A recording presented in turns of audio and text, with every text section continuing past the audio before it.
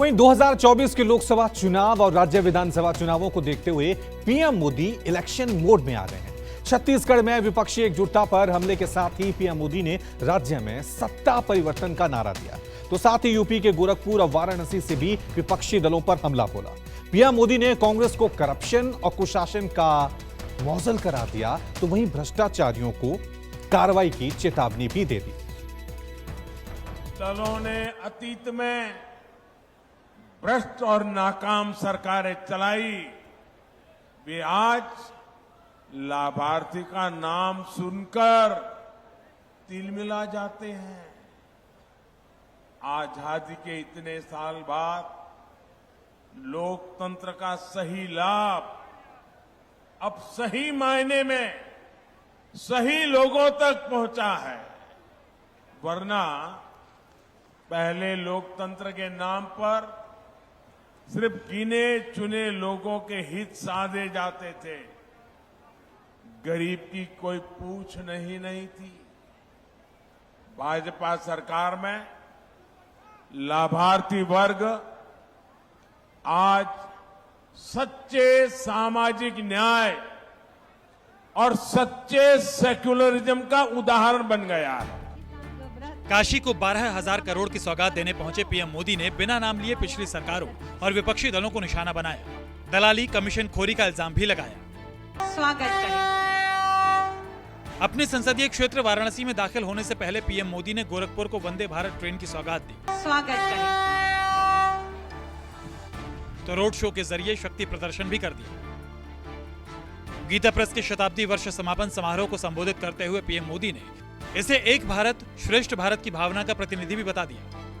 Gita press विश्व का ऐसा इकलौता प्रिंटिंग प्रेस है जो सिर्फ एक संस्था नहीं है, बल्कि एक जीवंत आस्था है। गीता प्रेस का कार्यालय करोड़ों करोड़ लोगों के लिए किसी भी मंदिर से जरा भी कम नहीं है। इसके नाम में भी गीता है और इसके काम में भी गीता है, और जहां गीता है वहां साक्षात कृष्ण है, और जहां कृष्ण है वहां करुणा भी है, कर्म भी है। पूर्वोत्तर में पांव रखने से पहले पीएम मोदी ने छत्तीसगढ़ की राजधानी रायपुर से चुनावी शंखनाद किया। 30 मिनट के भाषण में पीएम मोदी ने छत्तीसगढ़ में परिवर्तन का नारा दिया, तो साथ ही सूबे की सरकार पर घोटाले के आरोपों की झड़ी लगा दी। पीएम मोदी कांग्रेस को करप्शन और कुशासन का मॉडल बताया, तो भ्रष्टाचारियों को कार्रवाई की चेतावनी भी दी। लेकिन कांग्रेस ने विजय माल्या और नीरव मोदी का हवाला देकर पीएम मोदी को ही घेर लिया।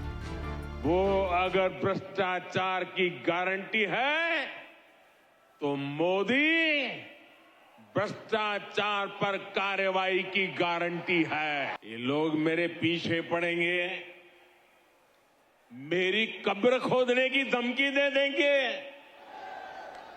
मेरे खिलाफ साजिशें रचेंगे,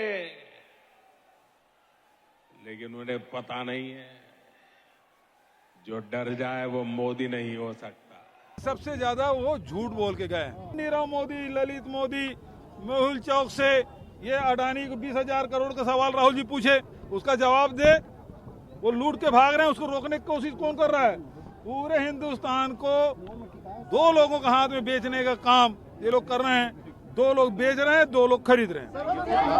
विपक्षी एकजुटता की बाधा को मद्देनजर रखते हुए पीएम मोदी ने अभी से 2024 की तैयारियां तेज कर दी है। हालांकि लोकसभा चुनाव के पहले 5 राज्यों के विधानसभा चुनाव भी होने हैं, जिसे लाल किले की सत्ता का सेमीफाइनल माना जा रहा है। ऐसे में चुनावी राज्यों पर ज्यादा फोकस तो स्वाभाविक है, लेकिन 80 सीटों वाले यूपी का महत्व इससे कम नहीं होता। मानस श्रीवास्तव, वाराणसी, न्यूज़ 24। लोकसभा चुनाव की तैयारियों में जुटी बीजेपी की बड़ी बैठक दिल्ली में हुई। इसे उत्तरी क्षेत्र की बैठक नाम दिया गया है। बैठक में तमाम राज्यों के प्रतिनिधियों के साथ बूथ सशक्तिकरण के प्लान पर विशेष तौर पर चर्चा की गई। उधर 4 राज्यों के प्रभारियों का भी आज ऐलान किया गया। तेलंगाना, छत्तीसगढ़, राजस्थान और मध्य प्रदेश को नए प्रभारी मिले। लोकसभा चुनाव और आगे आने वाले विधानसभा चुनाव के पहले बीजेपी संगठन के सभी तार टाइट कर देना चाहती है और इसी कवायद में पार्टी ने देश को 3 रीजन में बांटकर बैठकों के आयोजन में जुट गई है। और इसी कड़ी में दिल्ली में एक बड़ी बैठक का आयोजन किया गया, जिसमें उत्तरी क्षेत्र के सभी 14 राज्यों एवं केंद्र शासित प्रदेशों के अध्यक्ष संगठन, मंत्री, राज्य प्रभारी सहित तमाम अन्य वरिष्ठ नेता शामिल हुए। जेपी नड्डा की अध्यक्षता में हुई इस बैठक में उत्तर प्रदेश, उत्तराखंड, राजस्थान, गुजरात, हिमाचल प्रदेश, पंजाब, मध्य प्रदेश, छत्तीसगढ़, हरियाणा, दिल्ली, जम्मू कश्मीर, लद्दाख, चंडीगढ़ और दमन दीव दादरा नगर हवेली के साथ ही सभी केंद्रीय पदाधिकारी भी शामिल हुए। बैठक में सभी राज्यों के संगठन पर चर्चा के साथ ही प्रदेशों के स्थानीय चुनावी मुद्दों पर भी रणनीति बनाई गई। सूत्रों के मुताबिक मध्य प्रदेश, जहां बीजेपी की सरकार है, वहां सरकार के कामकाज को आम लोगों तक पहुंचाने के अलग अलग तरीके पर विचार किया गया। वहीं राजस्थान और छत्तीसगढ़ के लिए अलग रणनीति तय की गई है। बैठक में तय किया गया कि कांग्रेस शासित राज्यों में लोकसभा चुनाव तक हर दिन सरकार के खिलाफ मैदान में तमाम कार्यकर्ता अलग अलग मुद्दों के साथ उतरेंगे। हमारे माननीय राष्ट्रीय अध्यक्ष श्रीमान जगत प्रकाश नड्डा साहब और राष्ट्रीय संगठन महामंत्री जी ने संगठन कार्य विस्तार योजना को लेकर सभी प्रांतों के अध्यक्षों और संगठन महामंत्रियों से चर्चा की है।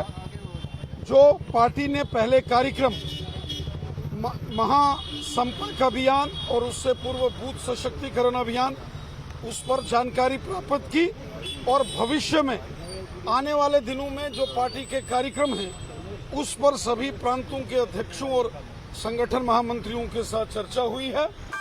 बैठक में 2024 में होने वाले लोकसभा चुनाव की तैयारियों के हिसाब से उत्तरी रीजन के सभी 14 राज्यों एवं केंद्र शासित प्रदेशों में पार्टी वोट प्रतिशत और सीट 2019 की तुलना में कैसे बढ़े, इस पर सभी राज्यों के संगठन मंत्रियों ने प्रेजेंटेशन दिया। सूत्रों के मुताबिक बैठक में बूथ को मजबूत करने पर ज्यादा जोर दिया गया। बूथ सशक्तिकरण को लेकर जिन 4 मुख्य बिंदुओं पर गहन मंथन किया गया, उनमें समाज के हर वर्ग के लोगों को जोड़ने पर जोर दिया जाएगा। बूथ कमेटी मजबूत करने पर खास ध्यान दिया जाएगा। हर बूथ पर 51% से ज्यादा बीजेपी के पक्ष में मतदान कराने का लक्ष्य रखा जाएगा। बूथ सशक्तिकरण के लिए हर बूथ पर कम से कम 11 लोगों की टोली बनाई जाएगी। तमाम राज्यों को लेकर लोकसभा चुनाव में क्या रणनीति होगी उन राज्यों में, इस पर गहन मंथन चल रहा है। सरकारी योजनाओं को आम जनता तक कैसे पहुंचाएं कि जो नए लाभार्थी वर्ग हैं वो भी वोट में कन्वर्ट हों और बीजेपी के पक्ष में वोट करें, इसको लेकर रणनीति बन रही है। वहीं 3 चुनावी राज्य मध्य प्रदेश, छत्तीसगढ़ और राजस्थान को लेकर अलग से चुनावी रणनीति तैयार हो रही है। लोकसभा के हिसाब से हर बूथ की टीम को मजबूत करने के लिए टीम बनाकर काम किया जाएगा। इसके साथ लोकसभा चुनाव और विधानसभा चुनाव में माइक्रो लेवल तक जाकर मैनेजमेंट करने के लिए बीजेपी ने एक मेगा प्लान तैयार किया है। इसके तहत इलाके के हिसाब से सभी नेताओं को अलग अलग जिम्मेदारी सौंप दी गई है। बैठक में गठबंधन के मुद्दे पर भी चर्चा हुई। नड्डा ने सभी राज्यों के पार्टी अध्यक्षों से जानकारी भी मांगी कि क्षेत्र के हिसाब से किसके साथ गठबंधन करना पार्टी के लिए फायदेमंद होगा। कुमार गौरव, दिल्ली, न्यूज़ 24।